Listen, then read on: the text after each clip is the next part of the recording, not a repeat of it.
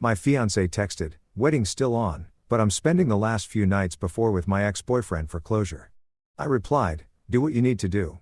Then I called the venue and cancelled everything. She found out at her bachelorette party when the venue called her about the cancellation. And then, Wednesday afternoon hit me like a freight train carrying nothing but disappointment and lukewarm coffee. I was sitting at my desk in downtown Chicago, contemplating whether the fluorescent lights above me were specifically designed to suck the soul out of corporate drones like myself when my phone decided to detonate my entire existence. I just wrapped up 3 back-to-back client meetings that felt like medieval torture sessions disguised as strategic planning discussions. And honestly, I was already questioning my life choices before my phone even buzzed. The notification popped up from Brooke Patterson, my fiancée, my supposed ride or die, the woman I was planning to legally bind myself to in exactly 3 days. 3 days. I was expecting the usual sweet nonsense she'd been bombarding me with for weeks. You know, the typical bride-to-be chaos. Did you confirm the flowers, or my mom wants to move table 6 closer to the band? Or do you think ivory napkins clash with champagne tablecloths? The kind of questions that made me wonder if wedding planning was actually a form of advanced psychological warfare designed to break strong men. Instead, I got this absolute masterpiece of human audacity. Wedding's still on, but I'm spending the last few nights before with my ex-boyfriend for closure. I blinked at the screen like it was written in ancient hieroglyphics. Read it again. Nope. Still said the same thing. My brain did that thing where it completely short-circuits and you just sit there like a deer in headlights, except the headlights are attached to a garbage truck heading straight for your dignity. Derrick, she was talking about Derrick Morrison, the walking disaster she claimed she'd completely erased from her life like a bad tattoo. The guy she swore up and down was ancient history and totally irrelevant to our relationship. The same Derrick who mysteriously kept popping up in her social media likes and who somehow always managed to be at the same bars we frequented. Pure coincidence, right? Sure, Brooke. And I'm secretly Batman. I sat there staring at this text message like it might suddenly rearrange itself into something that made sense. Maybe autocorrect had gone rogue. Maybe she meant to send this to her therapist or her diary or literally anyone else on the planet besides the man she was supposed to marry in 72 hours. But no, this was definitely meant for me because apparently I'd been dating someone who thought closure with an ex was a totally normal pre-wedding activity. My thumbs hovered over the keyboard like they were afraid to make contact. What exactly does one say to that? Thanks for the heads up, honey. Have fun with your emotional baggage. Should I pick up condoms for you too while I'm out? Great idea. Nothing says ready for marriage like a sleepover with your ex. Instead, my apparently masochistic fingers typed out, "Do what you need to do." I hit send and immediately wanted to throw my phone into the Chicago River. What the hell was wrong with me? Why didn't I respond with the righteous fury this situation clearly deserved? Why wasn't I demanding explanations or setting boundaries or doing literally anything that resembled having a backbone? Her response came back faster than a boomerang. "You're the best, Marcus. So mature and secure. This is why I'm marrying you." Oh, the irony was absolutely delicious. She was marrying me because I was mature and secure enough to let her shack up with her ex-boyfriend right before our wedding. What a catch. I was so mature, so secure, so completely spineless that I'd just given my blessing to what was essentially sanctioned cheating with a side of emotional manipulation that I put the phone down on my desk and stared at it like it might explode. The office around me continued its usual Wednesday afternoon hums clicking, phones ringing, Karen from accounting laughing way too loudly at something that definitely wasn't that funny. Normal people doing normal things while my world imploded in real time via text message. The thing is, I knew instantly, and I mean immediately, like some kind of divine revelation, that the wedding was already dead. Not postponed, not complicated, not something we'd work through with couples therapy and awkward conversations. Dead, deceased, pushing up daisies. It had died the moment she hit send on that text. And honestly, it had probably been on life support for months. Because here's the thing about closure. It's the biggest load of crap ever invented by people who want to have their cake and eat it too. You don't need closure from someone you're truly over. You don't need to spend a few nights processing feelings that should have been handled before you accepted someone else's engagement ring. And you definitely don't announce this brilliant plan to your fiancé 3 days before the wedding like you're discussing dinner plans. Sitting there in my beige cubicle, surrounded by motivational posters about teamwork and synergy, I felt something I hadn't experienced in months. Clarity, pure crystalline clarity about exactly what I needed to do. The wedding was dead, but I was the only one who knew it yet. Brooke was off planning her little closure adventure, completely oblivious to the fact that she just handed me the perfect exit strategy wrapped in her own selfish delusions that I picked up my phone again and scrolled through my contacts. Time to start making some calls. The venue, the caterer, the florist, the DJ, every single vendor who was expecting to make our special day happen. Because if Brooke wanted closure, I was about to give her the most definitive closure she'd ever experienced. 3 days before what should have been the happiest day of my life, I was about to become a runaway groom. And honestly, I'd never felt more relieved about anything in my entire existence. My first call was to Lakeside Manor, the venue where we were supposed to pledge our eternal love in front of 150 witnesses who were about to get a front row seat to the greatest wedding cancellation in Chicago history. The phone rang twice before a cheerful voice answered. Lakeside Manor, this is Jennifer. How can I make your special day perfect? This is Marcus Grant, I said. My voice surprisingly steady for someone who was about to torch his entire future. Cancel everything for Saturday. The silence on the other end was so profound, I could practically hear Jennifer's brain malfunctioning. I'm sorry. Did you say cancel? As in the entire wedding? That's exactly what I said. The whole shebang. Done. Finito. Over and out. Jennifer's professional composure cracked like a cheap vase hitting concrete. Mr. Grant, I have to remind you that with less than 72 hours notice, you'll forfeit the entire deposit. Plus, we'll need to charge you for I don't care, I interrupted, feeling a weird sense of liberation wash over me. Charge whatever you want. Send the bill to Marcus Grant. Same address you have on file. Just make sure nobody shows up expecting a wedding on Saturday because it's not happening. After Jennifer finished sputtering about contracts and policies, I hung up and immediately dialed the honeymoon resort in Maui because nothing says dodged a bullet like canceling your romantic getaway to paradise where you would have spent a week pretending everything was fine while your new wife probably texted Derrick about their amazing closure sessions. Aloha, Grand Wa Resort. This is Kailani speaking. Hi Kailani. This is Marcus Grant. I need to cancel my honeymoon reservation for this weekend. Oh no. Is everything okay? Did someone get sick? I almost laughed. You could say that. My fiancée came down with a severe case of needing closure with her ex-boyfriend. So we won't be needing that ocean view suite after all. Poor Kailani didn't know what to do with that information. I'm so sorry to hear that, Mr. Grant. Let me check your cancellation policy.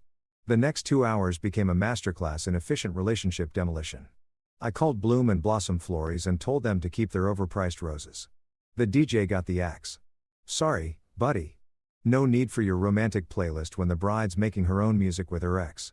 The caterer, Magnificent Meals, probably thought I'd lost my mind when I canceled their 5-course dinner for 150 people. But honestly, the only thing magnificent about this situation was how spectacularly it was falling apart. Each phone call felt like removing another weight from my shoulders. The photographer who was supposed to capture our magical moments canceled. The transportation company with their fancy vintage Rolls-Royce gone. The bar service that was going to keep everyone liquored up enough to pretend this was a good idea not happening. Even the stupid ice sculpture of 2 swans that Brooke insisted we needed because it was symbolic melted before it was even carved. The cake was the hardest call to make. Not because I was emotional about it, but because Mrs. Henderson at Sweet Dreams Bakery had put her heart and soul into creating what she called a masterpiece of buttercream artistry. She'd been working on our 3-tier monstrosity for weeks, and I could hear her heart breaking through the phone when I told her to eat it herself or donate it to a homeless shelter. But Marcus, dear, I've already piped all the roses. The fondant bride and groom are perfect. Are you sure you can't work this out? Mrs. Henderson, the fondant groom, is about to find himself in the same situation as the real one, abandoned for someone else. Trust me, this is for the best.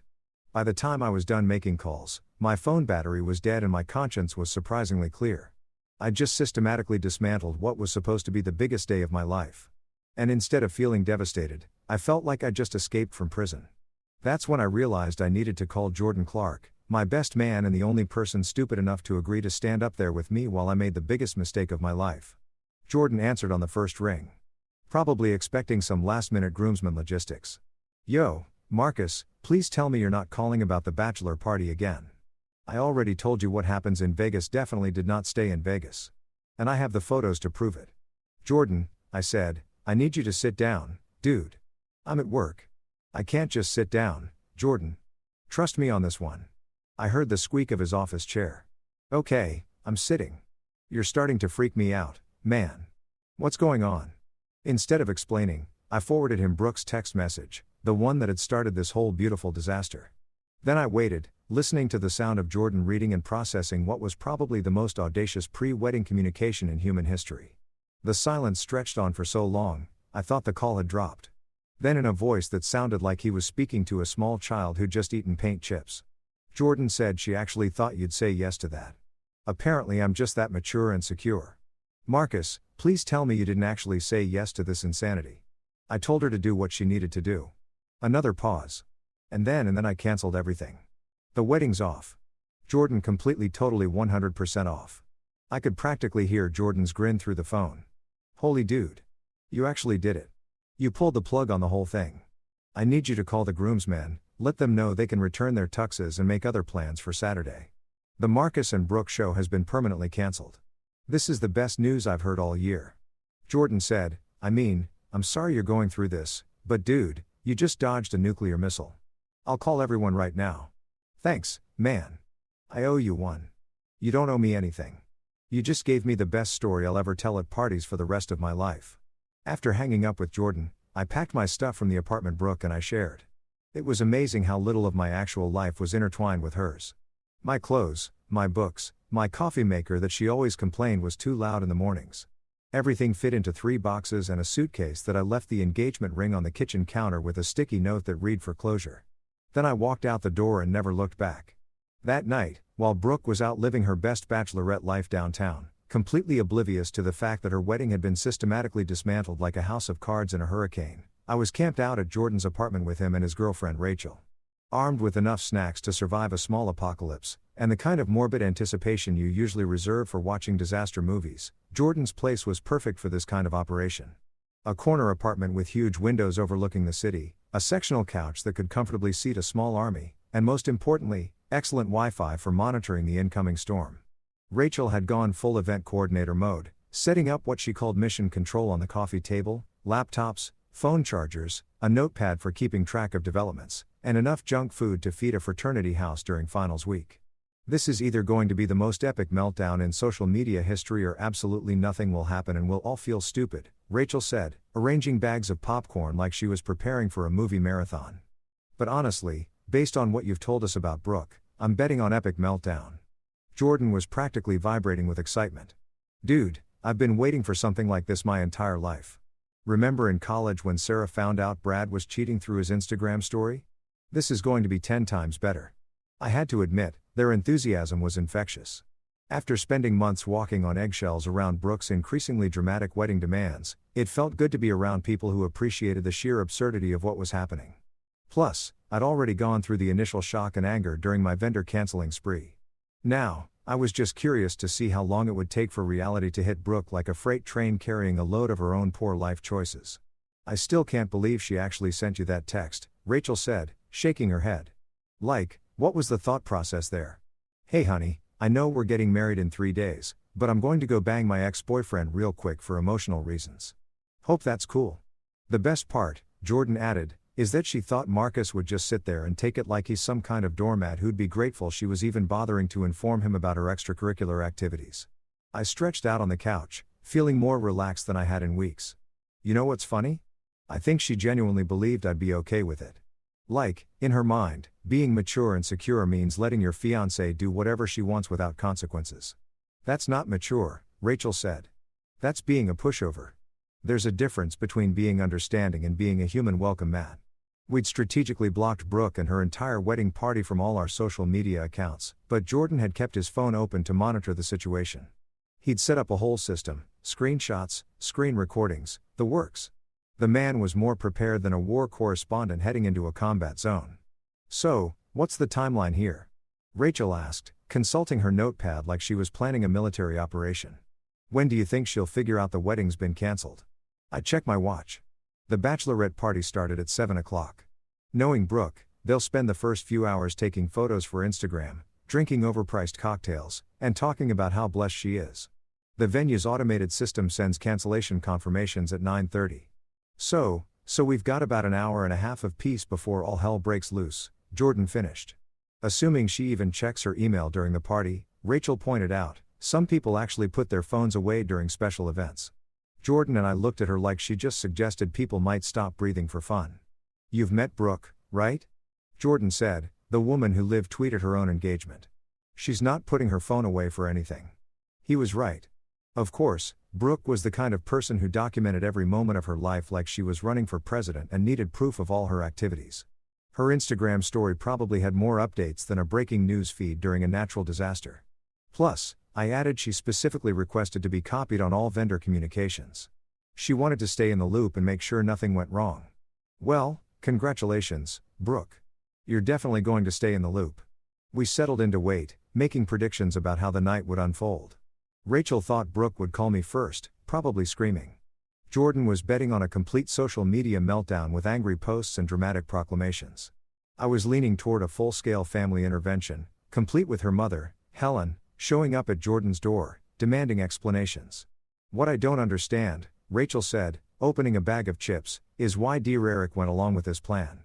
Like, what guy thinks it's a good idea to sleep with someone else's fiancée 3 days before their wedding? The kind of guy who's been trying to break them up for months, Jordan replied. Think about it. He gets to play the supportive ex-boyfriend while simultaneously sabotaging her relationship. It's actually kind of brilliant in a completely psychotic way. Except he didn't count on Marcus having a spine. I pointed out his whole plan depended on me being too pathetic to do anything about it. Their plan. Rachel corrected. Don't forget Brooke was in on this, too. She probably thought she could have her cake and eat it, too. Marry you for stability and keep Derrick around for whatever pathetic emotional validation she gets from him. The more we talked about it, the clearer it became that this whole situation had been brewing for months. All those times Derrick mysteriously showed up places. All those conversations about closure and unresolved feelings. All those moments when Brooke seemed distracted or defensive when I asked about her past relationships. It hadn't been paranoia or insecurity on my part. It had been pattern recognition. You know what the really messed up part is? I said, grabbing a handful of popcorn. If she'd just been honest about still having feelings for Derrick, we could have broken up like normal people. Instead, she decided to string me along right up until the wedding like I was some kind of backup plan. That's what narcissists do, Rachel said matter-of-factly. They keep people around as options while they explore other opportunities. The engagement ring was probably just insurance in case things didn't work out with Derrick. Jordan's phone buzzed with a notification, and we all froze like we'd been caught doing something illegal. He checked the screen and grinned. It's starting. At exactly 9:23 p.m., Jordan's phone lit up like a Christmas tree having an electrical malfunction. We've been sitting there for over 2 hours, munching on snacks and making increasingly ridiculous predictions about how Brooke's night would implode when the automated email system at Lakeside Manor decided to drop its little digital bomb right into her perfectly curated bachelorette party. Oh, here we go, Jordan said, his eyes glued to his phone screen. The venue just sent the cancellation notice. Rachel leaned over his shoulder, practically vibrating with anticipation. Did she see it yet? Give it a minute, I said, feeling weirdly calm about the whole thing. She's probably too busy posing for photos to check her email immediately. I was right, of course. Brooke's Instagram story had been updating every 15 minutes like clockwork since 7 o'clock. The progression was almost artistic in its predictability. Pre-party shots of her getting ready in a white satin robe that probably cost more than most people's rent. Arrival photos at the rooftop bar and matching bride tribe shirts that made everyone look like they were advertising a cult group, shots with overpriced cocktails that came with sparklers because apparently regular drinks weren't extra enough for this crowd. Her maid of honor Gretchen Morrison. Yes, Derrick's sister. Because apparently this whole situation needed an extra layer of family drama, had been documenting everything with the enthusiasm of a war correspondent covering the liberation of Paris. The photos showed 12 women in various shades of pink and white. All grinning like they just won the lottery, while Brooke held court in the center wearing a tiara that looked like it came from a children's dress-up box. Look at this, Jordan said, showing us his screen posted 20 minutes ago. My girls got me the perfect tiara because I'm literally a princess tonight. 3 more days until I become Mrs. Grant. The irony is just chef's kiss.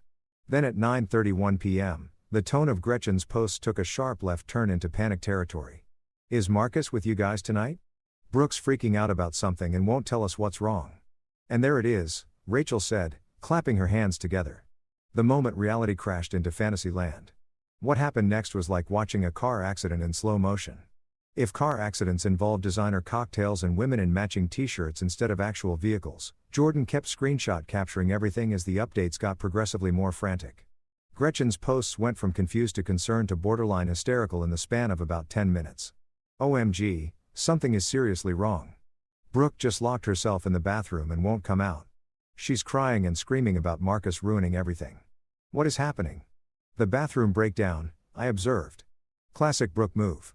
Whenever she can't control a situation, she retreats to the nearest lockable room and has a complete meltdown. Should we feel bad about this? Rachel asked, though her tone suggested she wasn't feeling particularly guilty. About what? About her finally facing the consequences of her own actions. Nah, I'm good, I replied, grabbing another handful of popcorn. The real entertainment started when Brooke's mother, Helen Patterson, began her assault on everyone's voicemail. Jordan had the brilliant idea to put his phone on speaker so we could all enjoy the increasingly unhinged messages as they came in.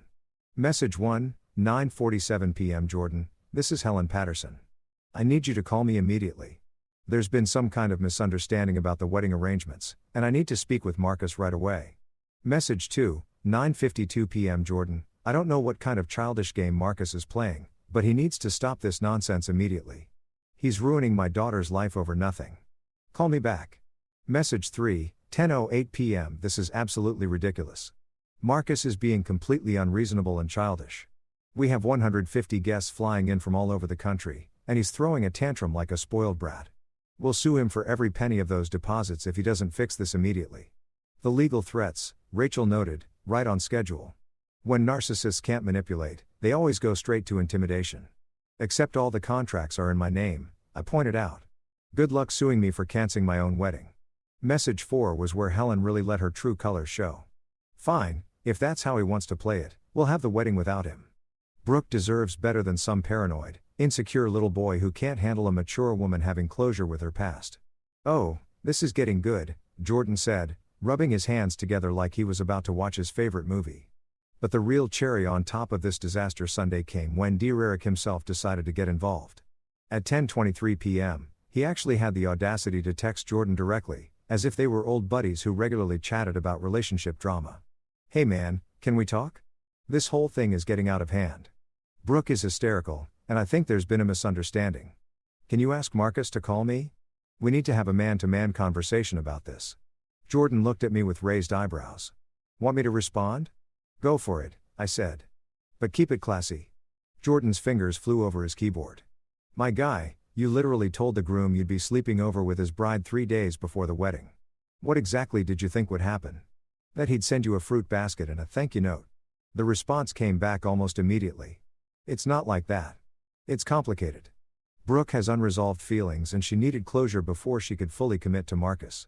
I was just trying to help her work through her emotions. Oh, how noble of you, Rachel said sarcastically.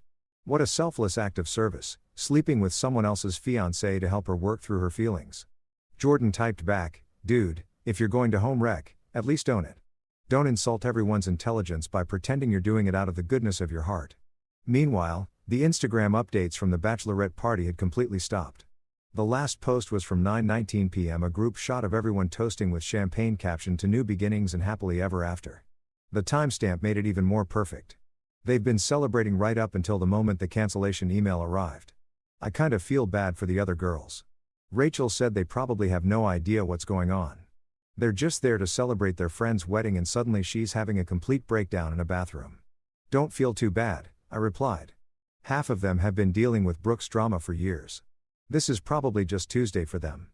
By 10:45 p.m., the messages had stopped coming.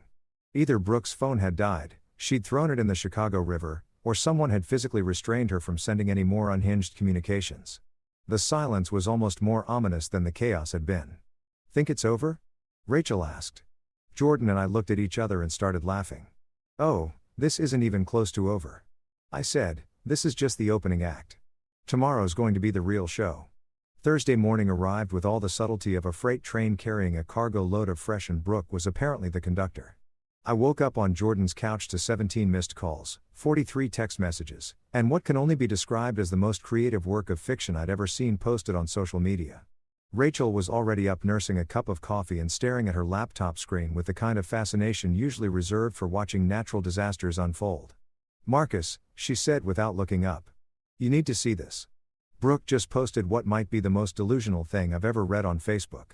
I shuffled over, still in yesterday's clothes and feeling like I'd been hit by a truck driven by my own poor life choices. On Rachel's screen was a Facebook post that had apparently gone live at 6:47 a.m. because nothing says stable mental state like crafting elaborate lies before most people have had their morning coffee. With a heavy heart, the post began, I'm announcing that our wedding has been postponed due to Marcus' ongoing mental health struggles. Over the past few weeks, Marcus has become increasingly paranoid and has been making false accusations about my friendships and my past. While this is heartbreaking and devastating, I believe in standing by the people we love during their darkest moments. I'm committed to supporting Marcus through whatever he's going through, even if it means delaying our special day. Please keep us both in your thoughts and prayers during this difficult time. Love conquers all. #standbyman #mental health matters #love wins. I stared at the screen for a full 30 seconds, my brain trying to process the sheer audacity of what I was reading. She's actually claiming I'm mentally ill because I didn't want her sleeping with her ex-boyfriend before our wedding. It gets better, Jordan said, appearing from the kitchen with his own coffee. Look at the comments. She's got a whole support network going of people who apparently think you're a controlling psychopath. Sure enough, the post already had 47 likes and 23 comments, mostly from people I'd never met offering their thoughts and prayers and praising Brooke for being such a strong, supportive woman during my apparent psychological breakdown. Her Aunt Diane had commented, "You're an angel for standing by him, sweetie. Some men just can't handle strong women." Her college roommate added, "Mental health is so important. You're doing the right thing by getting him help." "This is incredible," Rachel said, scrolling through the responses. "She's actually convinced people that you canceled your own wedding because you're having a nervous breakdown, not because she told you she was going to cheat on you." "The best defense is a good offense," I said, feeling a familiar rage building in my chest. Can't be the villain if you paint yourself as the victim first. But here's the thing about the internet in 2025. Screenshots are forever and the truth has a way of surfacing faster than a dead fish in a shallow pond. I pulled out my phone and opened Facebook for the first time in months because sometimes you have to fight fire with fire, and Brooke had just brought a flamethrower to what should have been a civil conversation. My post was simple, direct, and included all the receipts. No paranoia, no breakdown, no false accusations, just facts. My fiancée informed me via text that she would be spending her last 2 nights before our wedding with her ex-boyfriend for closure. I canceled our wedding. That's it. That's the whole story. Then I attached a screenshot of Brooke's original text message, timestamp and all, followed by another screenshot of her response calling me mature and secure for agreeing to let her bang Derrick Morrison before we exchanged vows that I hit post and sat back to watch democracy in action. The response was immediate and absolutely beautiful. Within 5 minutes, my post had more likes than Brooke's, and the comments were rolling in faster than I could read them. "Brooke told you what?" From my cousin Sarah. "Holy dude. You dodged a bullet from my college buddy Mike. This woman is absolutely insane." From Rachel's sister, who I'd met exactly once at a barbecue. But the real nail in Brooke's coffin came from an unexpected source. Derrick's father, Robert Morrison, had apparently been dealing with his own family drama and decided to share some information that completely obliterated whatever credibility Derrick might have had left. Robert posted on his own Facebook page and someone tagged me in it within minutes. For anyone following the drama with my son Derrick and the cancelled Patterson Grant wedding, I feel compelled to share some facts. Derrick has been lying to everyone, including the Patterson family, about having cancer. The medical emergency that supposedly brought him and Brooke back together. Complete fabrication. He's been using this lie to manipulate people for months. I found out yesterday when I called his oncologist to offer support. There is no oncologist. There is no cancer. There is no medical crisis. There's just my son being a manipulative piece of garbage, and I'm done covering for him. The post included photos from a golf tournament Derrick had played in the weekend before looking perfectly healthy and celebrating his hole-in-one with a beer that definitely wasn't prescribed by any cancer doctor.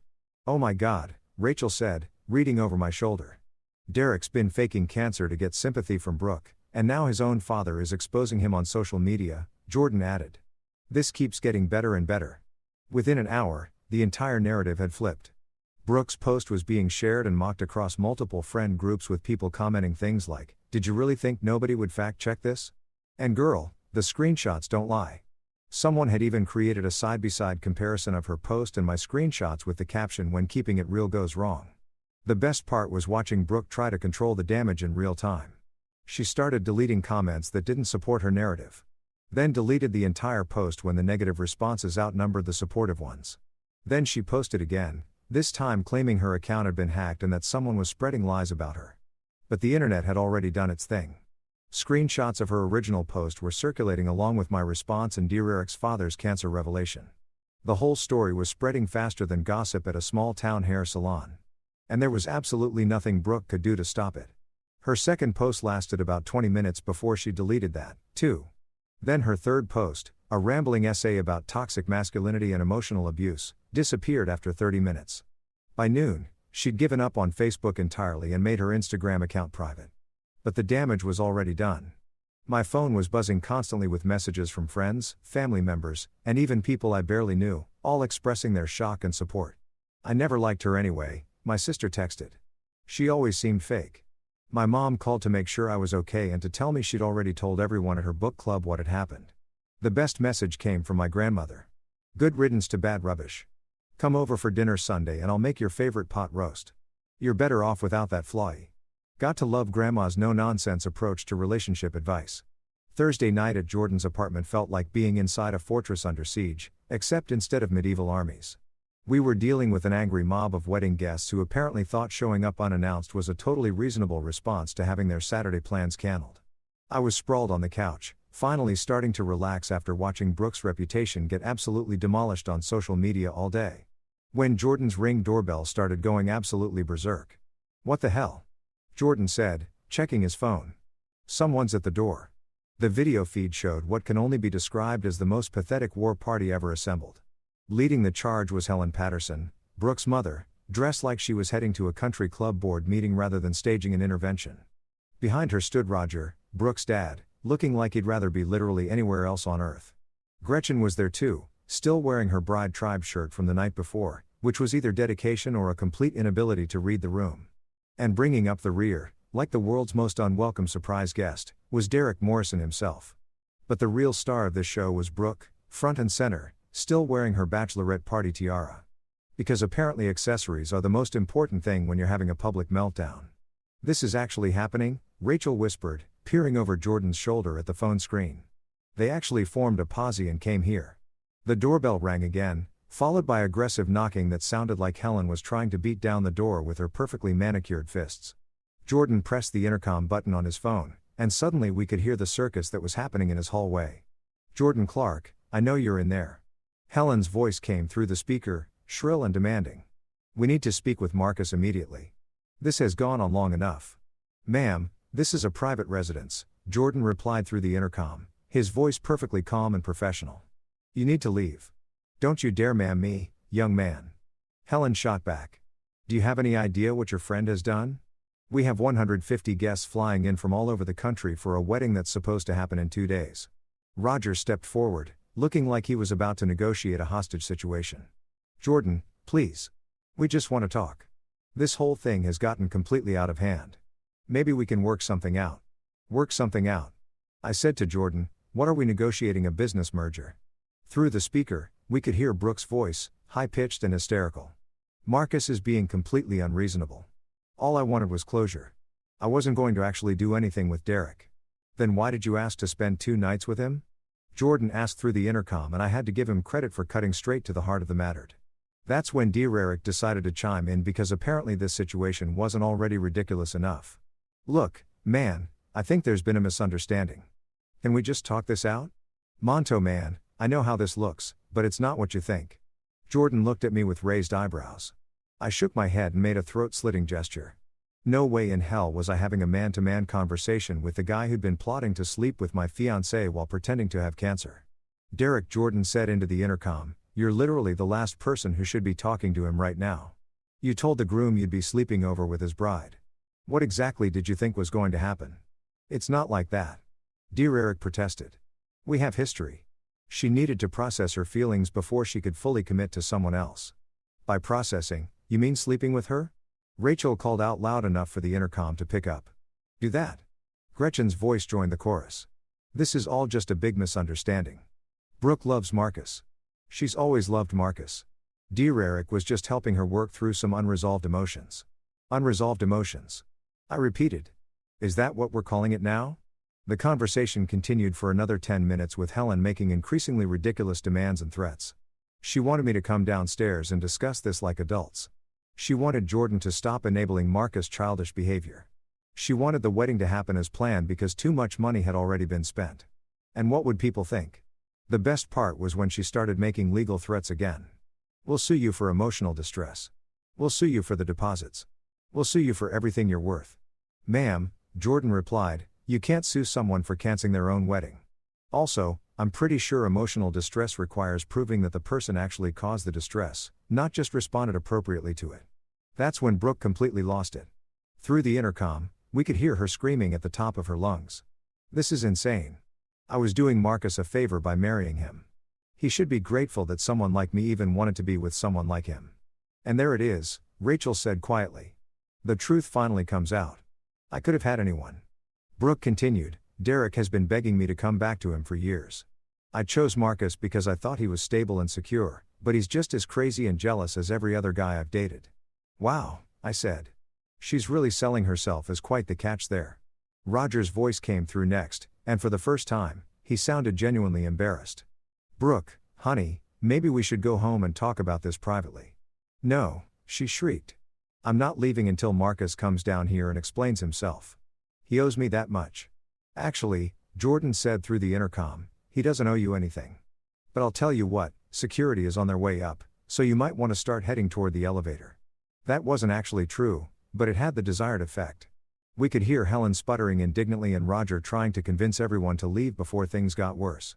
Gretchen was arguing with Derrick about whether they should wait for security or just leave. And through it all, Brooke was still screaming about how unfair everything was. The final nail in the coffin came when Derrick tried one last desperate appeal. "Marcus, if you're listening, just give me 5 minutes to explain. This whole thing got blown way out of proportion.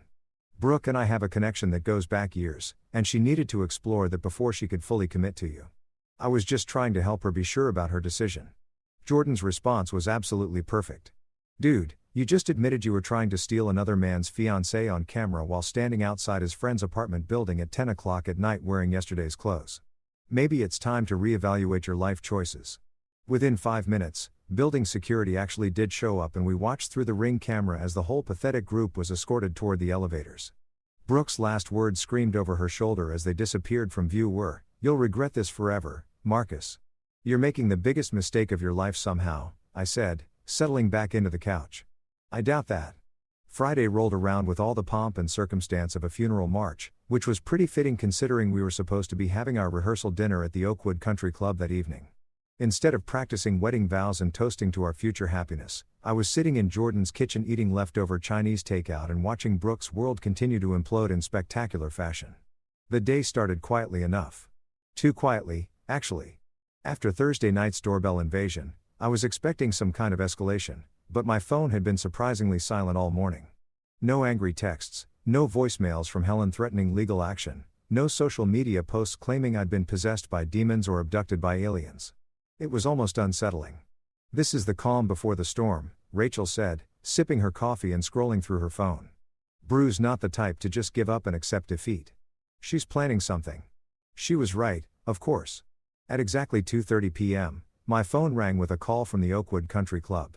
I recognized the number because I called them Wednesday to cancel our rehearsal dinner reservation along with everything else on our wedding weekend itinerary.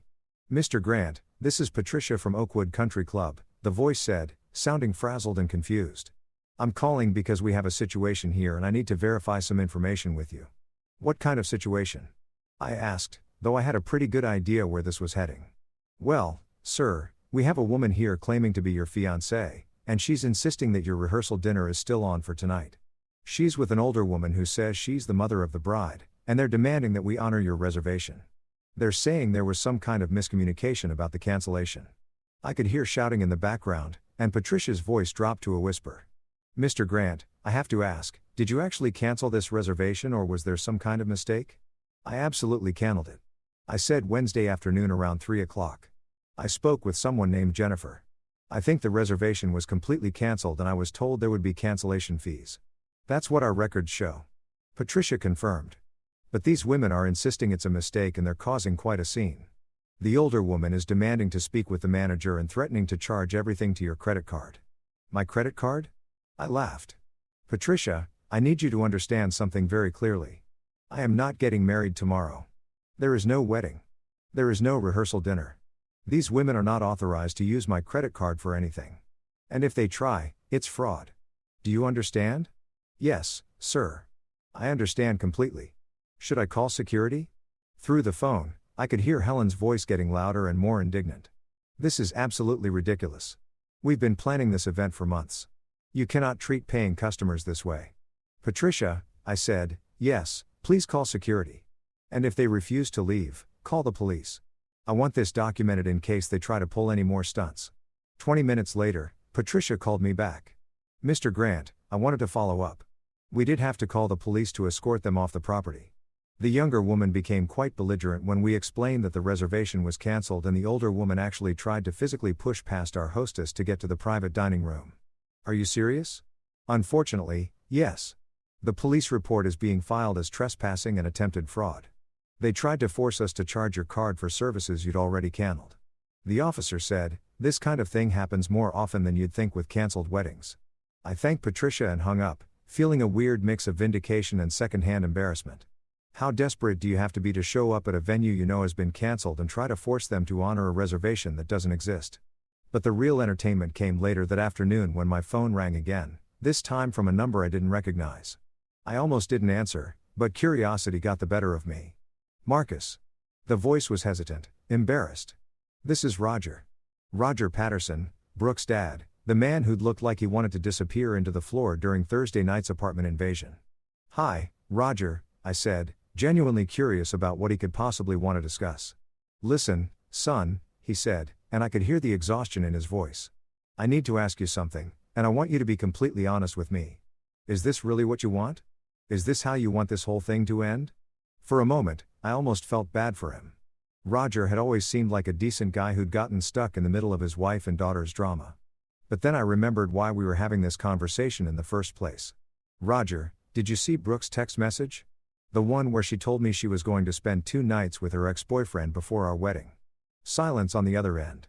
Because I've got screenshots if you want to see them. I continued along with her response, calling me mature and secure for letting her do it. More silence. And did you know that Derrick has been lying about having cancer? That the whole medical emergency that brought them back together was completely fake alongside.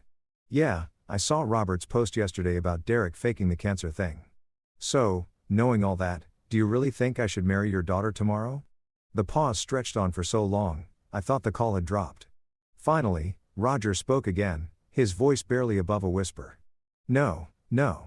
I guess I wouldn't want my son to marry someone who did that to him. I appreciate your honesty, Roger. I really do. Marcus, for what it's worth, I'm sorry.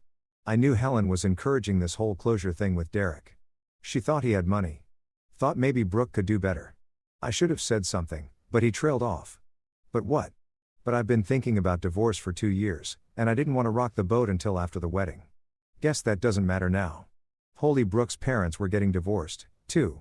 This day just kept getting better and better. I'm sorry to hear that, Roger. But maybe this is all for the best for everyone. Yeah, he said sadly. Maybe it is. Take care of yourself, Marcus. You're a good kid and you deserve better than this circus. After he hung up, I sat there staring at my phone trying to process everything that had happened. In the span of 3 days, I'd canceled my wedding, watched my ex-fiancée have multiple public meltdowns, been threatened with lawsuits, had my mental health questioned on social media, gotten invaded by angry relatives, and now learned that my almost in-laws were splitting up, too.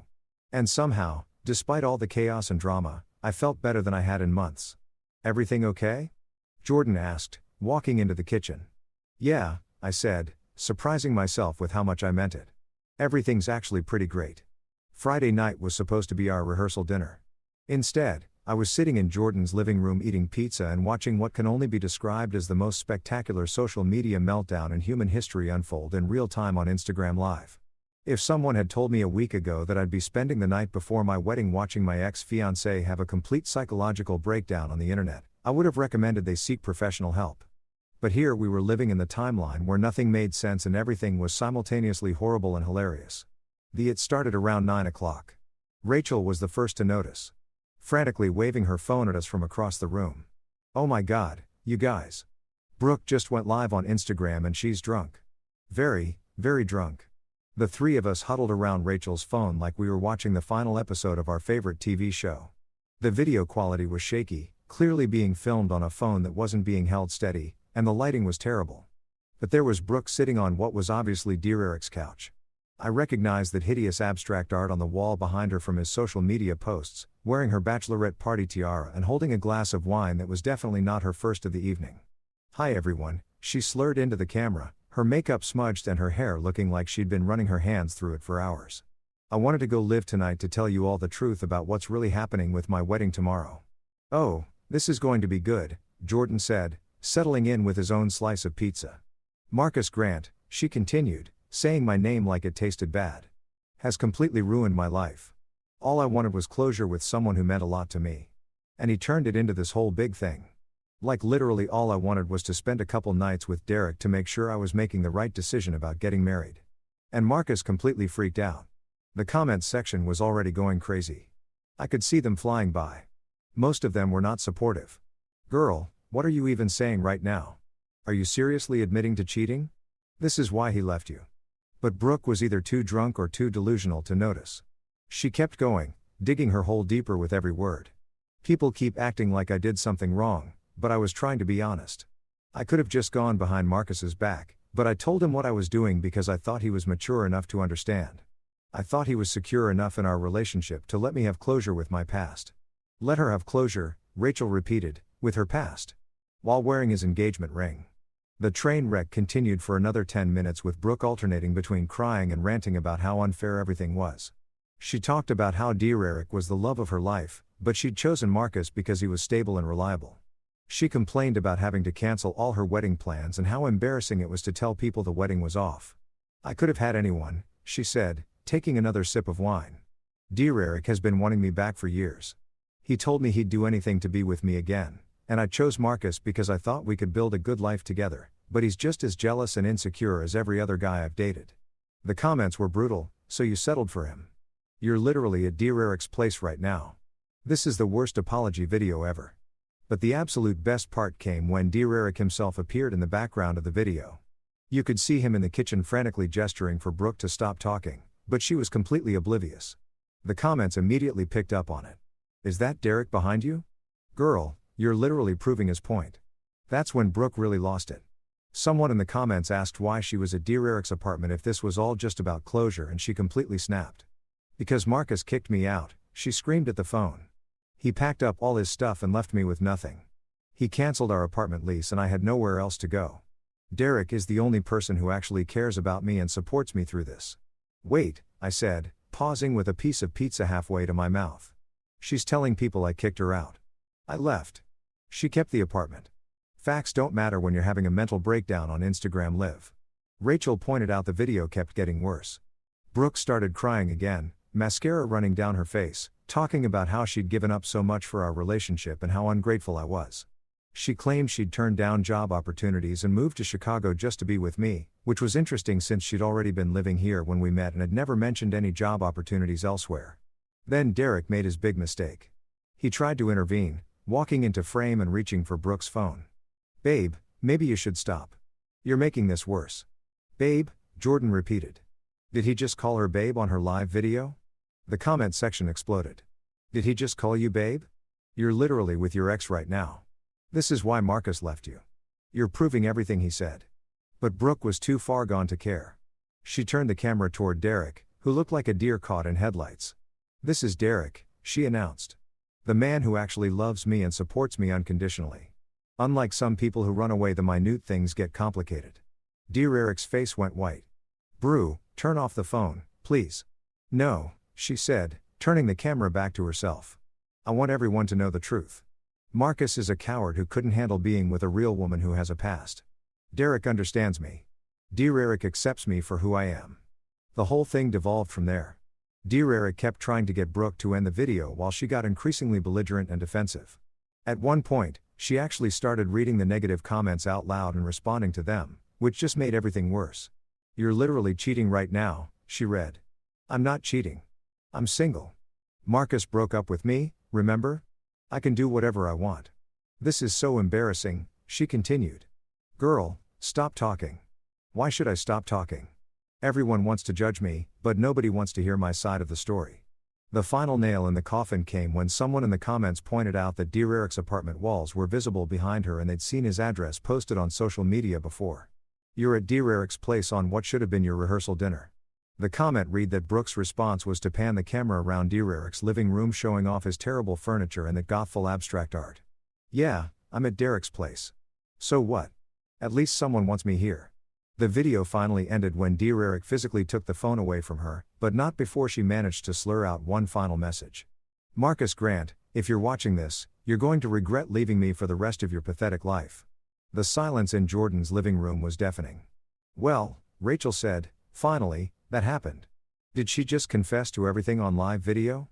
I asked and then some, Jordan replied. I don't think she could have made herself look worse if she tried. By the time we went to bed, the video had been screen recorded and shared across multiple platforms. Whatever reputation Brooke had left was officially gone. Saturday morning dawned crisp and clear, the kind of perfect autumn day that wedding planners dream about and brides spend months praying for. Ironically, it was absolutely gorgeous weather for a wedding that was never going to happen. Instead of waking up in some overpriced hotel suite, surrounded by groomsmen making terrible jokes and downing mimosas to calm pre-wedding jitters, I was sitting on the deck of a mountain resort 2 hours outside Chicago, breathing in fresh pine air and feeling more at peace than I had in months. I'd driven up to Pine Ridge Lodge Friday night after Brooke's spectacular Instagram live meltdown, needing to get as far away from the Chicago drama as possible. The resort was one of those places where people go to disconnect from reality. No cell service unless you're near the main lodge.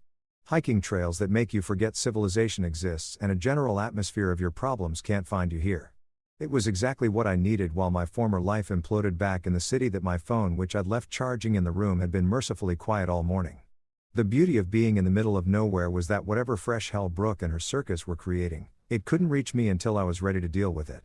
I was sipping coffee and watching eagles circle over the lake when I finally decided to check my messages around noon. Wholly apparently, while I was enjoying my peaceful mountain retreat, absolute chaos had erupted back at Lakeside Manor.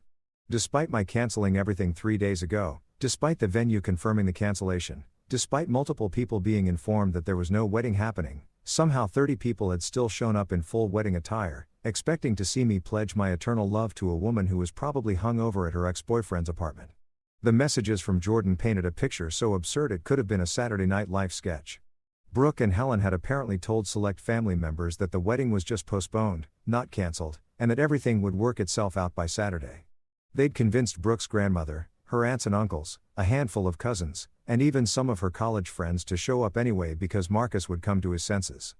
But here's where it got really good.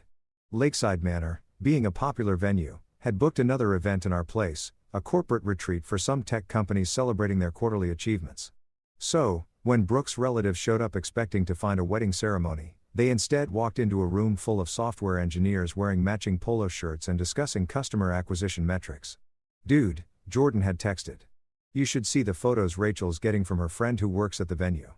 Brooke's grandmother showed up in a floor-length purple dress and a fascinator demanding to know where the bridal party was. Meanwhile, there's a guy in khakis giving a PowerPoint presentation about user engagement in the background. It's surreal. The venue staff, God bless them, had tried to explain that there was no wedding scheduled, but Helen had apparently gone full Karen mode, demanding to speak with managers and threatening to sue everyone in sight. Security had to be called when she tried to force her way into the conference room where the Tech brothers were trying to enjoy their team-building exercises. But the absolute crown jewel of this disaster was what happened when Derrick's father, Robert Morrison, showed up. Apparently, Derrick had been telling his parents that he was getting married to Brooke. Conveniently, leaving out the small detail that she was supposed to be marrying someone else first. Robert had driven 4 hours from Milwaukee wearing his best suit and carrying a wedding gift, expecting to watch his son finally settle down with a nice girl. Instead, he walked into a cluster of confused wedding guests, corporate retreat attendees, and venue staff trying to manage the chaos. When he asked where Derrick was, someone helpfully informed him that Derrick was probably at home with his fiancée, who had just canceled her wedding to another man 3 days ago. According to the reports I was getting, Robert had stood there for a full minute processing this information before asking to speak with Helen Patterson. The conversation that followed was apparently loud enough to be heard over the corporate team's trust fall exercises. Your daughter was supposed to marry someone else today? Robert had asked, his voice carrying across the entire venue. It's complicated, Helen had replied, probably realizing that her carefully constructed narrative was about to collapse. And my son was involved with her while she was engaged to this other man. Derrick and Brooke have a special connection. My son helped break up an engagement. Robert's voice was getting louder. My son, who I raised to be a decent human being, Was sleeping with another man's fiancée. That's when Helen made her fatal mistake. Your son has cancer. Brooke was just being supportive during his medical crisis. The silence that followed was apparently so complete that even the Tech brothers stopped their presentation to see what was happening. Robert stood there staring at Helen before pulling out his phone and calling Derrick right there in front of everyone. Derrick, he said loud enough for half the venue to hear. I'm standing in a place where you're supposed to be getting married today, except there's no wedding because the bride was apparently already engaged to someone else and this woman is telling me you have cancer. So, I have one question for you. What the is going on? The phone conversation lasted about 30 seconds before Robert hung up and turned back to Helen and the assembled crowd. Ladies and gentlemen, he announced, my son does not have cancer. He has never had cancer. He's been lying to manipulate this woman and destroy her relationship with her fiancé. And as of right now, he's no longer my son. Then he walked out, leaving his wedding gift on the reception table and Helen standing there with her mouth open like a fish out of water. The police were called for the second time in 3 days and the whole group was finally escorted off the property, but the damage was done. Brooke's family had witnessed the complete exposure of Derrick's lies, Helen's manipulation tactics, and the utter insanity of their entire plan. The best part, according to Jordan's updates, was that Brooke's sister Diana had been recording the whole thing on her phone. By the time I was reading these messages, clips of Robert downing Derrick and Helen's shocked reaction were already circulating on social media. Diana had even sent a message to Jordan. Please tell Marcus I'm sorry for my family's insanity. This is completely unhinged and I'm done with all of them. Also, can you send me his address? I want to return the wedding gift I bought. He deserves better than this circus. As I sat there reading about the spectacular finale to what should have been my wedding day, I felt something I didn't expect. Gratitude. Not just relief. Not just vindication, but genuine gratitude that Brooke had sent me that text on Wednesday. Because if she hadn't, I would have married into this family of manipulative, delusional people and probably spent years trying to figure out why I was so miserable. Instead, I was sitting on a mountain breathing clean air and watching my former problems destroy themselves without any help from me. That it was the best wedding day I never had. 6 months later, I was sitting in my new apartment, a beautiful corner unit in Lincoln Park that I could actually afford now that I wasn't splitting everything with someone who considered a $300 throw pillow a necessity. Scrolling through my phone and marveling at how completely my life had transformed. The autumn sunlight was streaming through windows that were actually clean because I'd learned to take care of my own space. And my coffee tasted better than it ever had when I was sharing a kitchen with someone who criticized my brewing technique daily. The aftermath of what had started calling the great wedding disaster of 2025 had been almost poetic in its justice. Brooke and Derrick were still together, if you could call what they had together. Last I'd heard through the Chicago Gossip Network, they were living in Derrick's basement studio apartment because Brooke had been evicted from our old place after missing 3 months of rent. Apparently, when you spend all your time having dramatic meltdowns on social media instead of going to work, employers tend to notice their relationship, from what I could gather through mutual acquaintances who couldn't resist sharing updates, was exactly as toxic and miserable as you'd expect. Brooke had discovered that Derrick, without the thrill of sneaking around and lying to other people, was just an unemployed manchild who played video games all day and couldn't hold down a job because he kept getting fired for personality conflicts with his supervisors. Derrick, meanwhile, had learned that Brooke, without the ego boost of having multiple men competing for her attention, was just a high-maintenance drama queen who expected him to fund her lifestyle while she found herself. The best part was that Brooke kept posting these obviously fake happy couple photos on Instagram, trying to convince the world that they were living some great love story. But anyone with functioning eyes could see that Derrick looked miserable in every single picture. And Brooke's captions were getting increasingly desperate. Living my best life with my soulmate, she'd write. While Derrick looked like he was being held hostage in the background of their selfies. Helen and Roger's divorce had been finalized 2 months ago. And from what I'd heard, it had been spectacular. Roger had apparently kept detailed records of Helen's spending habits and her involvement in encouraging Brooke's affair, which hadn't played well in court. Helen was now living in a one-bedroom apartment, and working at a department store cosmetics counter, a far cry from her country club queen lifestyle. Roger, meanwhile, had moved to Florida, bought a boat, and according to his Facebook posts, was living his best life fishing and playing golf without anyone telling him he was doing it wrong. The Morrison family drama had been equally satisfying to watch from a distance. Derrick's father, Robert, had followed through on his threat to disown his son, cutting off all financial support and removing Derrick from his will. Derrick's mother had sided with Robert after learning the full extent of Derrick's lies and manipulation. Last I'd heard, Derrick had tried reaching out to them around Christmas, but they'd refused to even take his calls. But honestly, the most satisfying part of this whole experience wasn't watching my former problems self-destruct. It was discovering what my life looked like when I wasn't constantly managing someone else's emotional chaos. For the first time in years, I could make plans without having to check with someone who might suddenly decide she had feelings about whatever I wanted to do. I could have friends over without worrying about whether they'd meet Brooke's social standards. I could eat cereal for dinner if I wanted to, or spend an entire Saturday reading without someone complaining that I was being antisocial. My work life had improved dramatically, too, without the constant stress of relationship drama. I'd been able to focus on my projects and had gotten promoted to senior account manager just last month. My boss had actually commented on how much more creative and confident I'd become, which was hilarious because all I'd done was remove one extremely negative person from my daily routine. The climbing group I joined had become a regular part of my week. And through them, I'd met Elise Chun, a software engineer who worked for one of those companies that makes apps people actually use instead of corporate nonsense. When I told her the story of my cancelled wedding, she'd laughed so hard she'd almost fallen off the climbing wall. "Wait," she'd said. She actually thought you'd be okay with her sleeping with her ex-boyfriend before your wedding. And then she was surprised when you cancelled everything. She called me mature and secure for agreeing to it. I'd explained, that's not mature. That's being a doormat. There's a huge difference. What I loved about Elise was that she was exactly the opposite of everything that had been wrong with my relationship with Brooke. She was direct instead of manipulative, honest instead of dramatic, and she actually seemed to enjoy my company instead of treating me like an accessory to her lifestyle. When she said she wanted to do something, she meant it. When she was upset about something, she told me what was wrong instead of making me guess. It was like discovering that relationships didn't have to be psychological warfare disguised as romance. We'd been dating for 3 months now, and not once had she mentioned needing closure with any ex-boyfriends. Crazy concept, I know. The few mutual friends I still had from my Brooke days would occasionally update me on the ongoing drama. Apparently, Brooke and Derrick had broken up and gotten back together 4 times since my wedding disaster. Each time with increasingly public social media announcements about their unbreakable bond and meant-to-be connection. The last breakup had involved Brooke throwing Derrick's PlayStation out of their second-story window, which had been captured on someone's Ring camera and shared widely among people who knew them. Gretchen, Derrick's sister, who had been Brooke's maid of honor, had actually reached out to me a few months ago to apologize for her family's role in the whole mess. She'd been mortified when she learned about Derrick's cancer lies and had apparently spent weeks texting Brooke, trying to talk sense into her before finally giving up and cutting contact with both of them. "I should have seen what was happening," she'd said. "Derrick always was a manipulative little, but I thought he'd grown out of it. And Brooke, I don't know what happened to her. She used to be fun and normal, but somewhere along the way she turned into this person who thinks the world owes her something."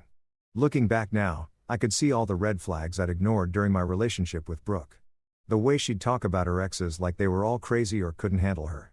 The way she'd create drama with wait staff and retail workers for no reason. The way she'd test my boundaries constantly, seeing how much she could get away with. The way she'd always have some crisis that required immediate attention and emotional support, but somehow never had time to provide the same support when I needed it. But the biggest red flag had been how exhausted I felt all the time when I was with her. I thought it was just the stress of wedding planning or work pressure. But now I realized it was the constant effort of trying to manage someone who was fundamentally unmanageable. These days, I woke up looking forward to my day instead of wondering what crisis would need my attention. I made plans with friends without having to negotiate or justify my choices. I pursued hobbies that made me happy instead of activities that would impress other people. And when people asked me about the wedding that never happened, I told them the truth. It was the best thing that never happened to me. Because Brooke's text message hadn't ended everything. It had set me free.